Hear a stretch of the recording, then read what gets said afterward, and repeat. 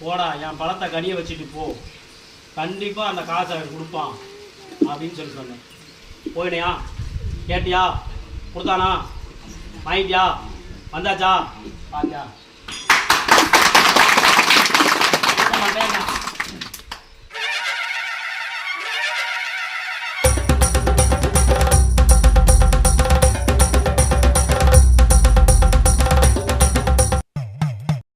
போடுசாமி வெளிநாடு போகணும், வெளிநாடு போயிட்டு நல்லா சம்பாதிக்கணும், சம்பாதிச்சுட்டு அதுக்கப்புறம் வந்து நம்ம கல்யாணத்தை பண்ணணும் அப்படின்னு சொல்லி கேட்டோம் இல்லையா.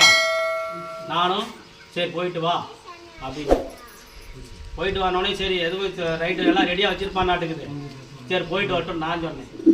வேணா பண்ணுறான், காசு என்ன கேட்குறான், சாமி காசு இல்லை சாமி வெளிநாடு போகிறதுக்கு, அது நீ தான் சாமி ரெடி பண்ணி கொடுக்கணுங்கிறான்.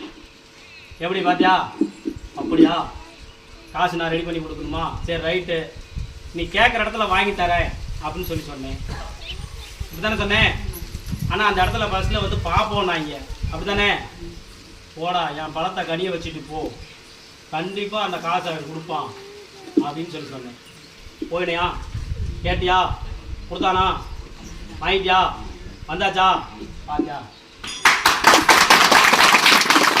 மாட்டேன். ஓ கேளுண்ணே, ஆனால் உனக்கு ஒரே இது என்னடா நீ கொடுக்க மாட்டேன்னா என்னடா ஒரு அதிசயமாக இருக்குது, பழத்தை கொண்டு போனோடனே பணத்தை கொடுத்தான். ஒவ்வொரு விஷயத்துக்கு சாமிகிட்ட பழம் வாங்கிட்டு போயிடலாம். பார்த்துங்க எல்லா பழத்தையும் முடிச்சிடலான்னு பார்க்குறீங்களா இல்லையா, அப்படி நினச்சிட்டியா, சரி ரைட்டு நம்ம நினைக்கிறது தான் சொல்லுவோம், அதுதான் கர்ப்பசாமி இல்லையா. அப்படி இருக்கும் போது இது பண்ணியாச்சு. ஆனால் வந்து வட்டி கொஞ்சம் இதாக இருக்குது,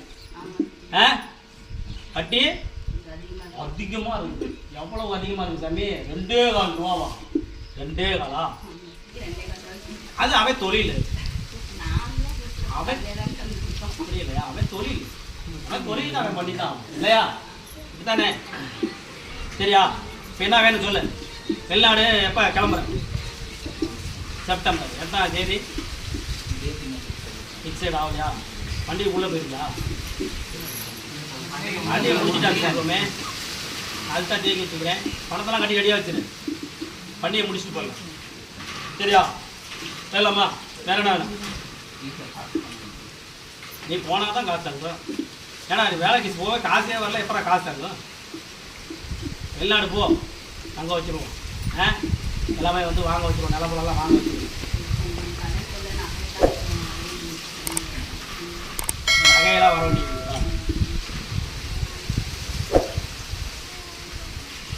என்ன சார் விளக்கம். என்னண்ணா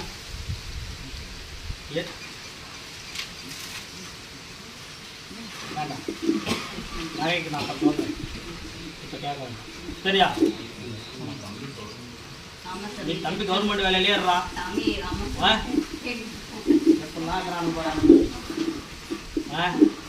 கவர்மெண்ட் வேலை வேணுமா, நீ முதல்ல வெளிநாடு போ, அப்புறம் பேசிப்பாத.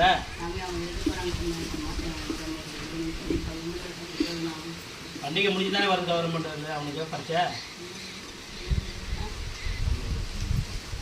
20 நாள் தாண்டா இருக்குல்ல பண்டிகை, வா அன்னைக்கு தரேன். சரியா, எல்லாம் உடனே கொடுத்தா நீ வரமாட்டேன், வருவியா, அப்போ தான் எல்லாம் சொல்லிட்டு போகிறாங்க. அப்புறம் நான் வந்து பார்த்தேன்னா என்னடா அந்த சாமி வந்து வரலன்னா அடிக்குதுங்கிறாங்க. சரி அப்போ நான் அப்போ பார்த்தேன்.